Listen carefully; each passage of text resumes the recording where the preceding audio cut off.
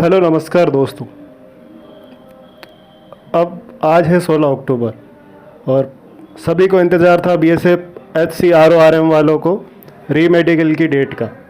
तो ये इंतज़ार अब ख़त्म हो चुका दोस्तों, क्योंकि सबको पता है कि 15 अक्टूबर तक लास्ट डेट थी आपके फॉर्म जो अपील थी वो रिसीव करने की, एक्सेप्ट करने की वहाँ पर सेंटर पे। तो जो भी री मेडिकल जिन बंदों के पॉइंट बाहर सरकारी डिस्ट्रिक्ट हॉस्पिटल में टूट गए हैं, उन्होंने वो फॉर्म भरवा के वहाँ भेज दिए हैं। जिनके फॉर्म वो एक्सेप्ट हो गए हैं, अब फॉर्म एक्सेप्ट नहीं होंगे 15 तारीख के बाद में। तो जहाँ तक मैंने नोटिस किया, कुछ बंदों ने प्राइवेट कुरियर से भी भेजे हैं, किसने वहाँ देकर भी आया है, कोई वहाँ पोस्ट ऑफिस के थ्रू मतलब इंडिया पोस्ट के थ्रू भी भेजा है। तो दोस्तों जो 15 तारीख थी वो अब पूरी हो चुकी है। अब आप वेट कर लीजिए कि या तो ये सप्ताह यानी कि 20 या 25 तारीख तक लास्ट आपको कोई भी एक अपडेट है बीएसएफ की तरफ से देखने को मिल जाएगा। उस अपडेट में क्या रहेगा आपको बता देता हूँ।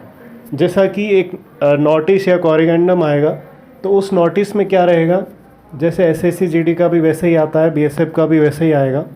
उस नोटिस में पहले तो आपको ये बताया जाएगा कि कितने बंदे उन्होंने बुलाए थे, कितने बंदे उनके पास हुए थे मेडिकल में, और कितने बच्चे हैं जो री मेडिकल दिया गया है, और किन बंदों का फॉर्म एक्सेप्ट किया गया है और किन का रिजेक्ट किया गया है।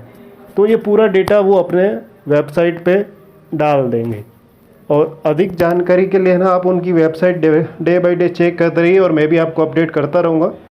और जहाँ तक बात है वापस से री मेडिकल स्टार्ट होने की, जो पिछले वीडियो में भी मैंने बताया था आप लोग को कि री मेडिकल आपके अक्टूबर में नहीं होंगे।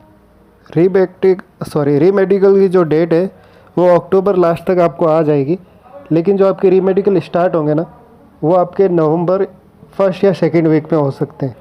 ये फिक्स मान के चलिए, और आपको आने वाले कुछ दिनों में पता भी चल जाएगा।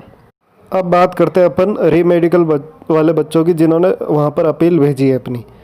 अब मान लीजिए पिछली बार भी कई बंदों के फॉर्म वहाँ से रिजेक्ट हो गए थे, यहाँ से भर के भेजने की वजह से भी। बट ये होता किसकी वजह से, उस कैंडिडेट की गलती के कारण ही होता है।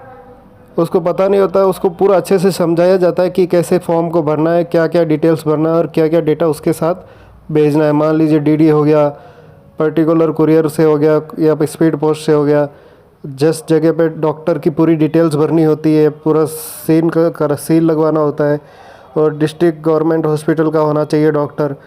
कई बंदे तो ऐसे होते हैं अपने पास के किसी भी जैसे मोहल्ला क्लिनिक होते हैं जो सरकारी, वहाँ से भी साइन करवा के या सील लगवा के भेज देते हैं। तो वो फॉर्म पास नहीं होता वहाँ पर, और उनको रिजेक्ट कर दिया जाता है। और हाँ दोस्तों, जैसा कि आपको पता होगा कि कोई भी फोर्स हो या डिफेंस हो, जो एक बार आदेश दे दिया जाता है उसी के अनुसार चलता है। तो ऐसा नहीं कि वो अपने अनुसार जो वहाँ पर बंदे बैठे हैं कि वो अपना इमोशनल होकर आपको पास कर देंगे। अगर कमांडिंग ऑफिसर या जो भी सीनियर अधिकारी है, उसने अगर उसको आदेश दे दिया है कि इस प्रकार की कोई भी गलती अगर फॉर्म में पाई जाती तो उसको सीधा रिजेक्ट करें, तो आप मान के चलिए 101% वो उसको रिजेक्ट ही करेगा। कोई इमोशनल नहीं होगा, कोई वो आपके साथ उसका कोई लगाव नहीं रहेगा कि वो आपको पास कर देगा, वो फॉर्म आपका एक्सेप्ट कर लेगा। अगर उसको 1% भी कमी पाई जाएगी तो वो सीधा उसको रिजेक्ट ही करेगा। ये पहले भी होता आया है और इस बार भी होगा। अब रही बात जो ऑलरेडी मेडिकल में पास हो रुके बंदे हैं, और जो इनको काफ़ी लंबे समय से इंतज़ार है अपनी फाइनल मेरिट लिस्ट आने का, जॉइनिंग आने का और नौकरी पर जाने का, तो उनको बताना चाहूँगा कि आपके लिए भी अब ज़्यादा समय नहीं रह गया इंतज़ार का। अब मान लीजिए जैसे ही इनके री मेडिकल स्टार्ट होंगे, तो री मेडिकल है जो मोस्ट प्रोबेबली एक ही सेंटर पे कराए जाएंगे। तो एक सेंटर पे कराए जाएंगे तो आप मैक्स टू मैक्स मान लीजिए कि उनको जैसे अपन 1500 से 1600 के बीच में बच्चे थे टोटल, जो दोनों के लिए अलग अलग मेडिकल सेंटर पे जिनको भेजा गया था।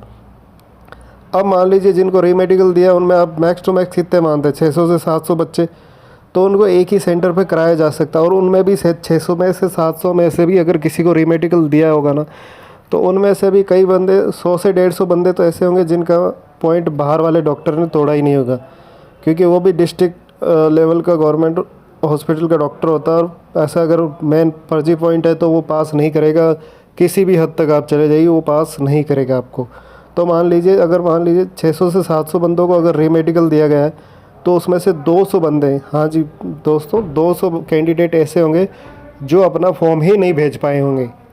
फॉर्म इसलिए नहीं भेज पाए होंगे क्योंकि वो साइन ही नहीं करा पाए होंगे, कहीं से जुगाड़, कुछ कुछ लोग जुगाड़ बैठ के भी करा पाते लेकिन उनका भी नहीं बना होगा।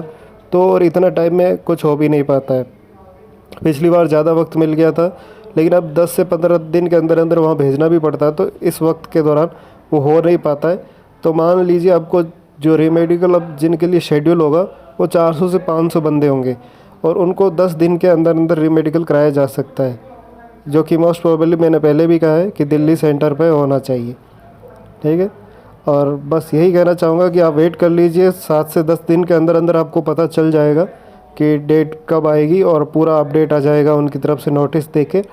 और ज्वाइनिंग वाले बंदे हैं जो वेट कर रहे हैं फाइनल मेरिट लिस्ट का, उनको भी मेरी तरफ से शुभकामनाएं हैं। बस अब इंतज़ार कुछ ही समय का रह गया, आपने काफ़ी समय दिया इसके लिए, बस थोड़ा सा इंतज़ार कर लीजिए, आपको वो शुभ दिन भी देखने को मिल जाएगा जिस दिन आपके लिस्ट में आपका नाम होगा। Thank you so much for watching my channel, और वीडियो को please like share and subscribe कर दीजिए ताकि हमें और भी अपडेट आपको देते रहे time to time. Thank you so much.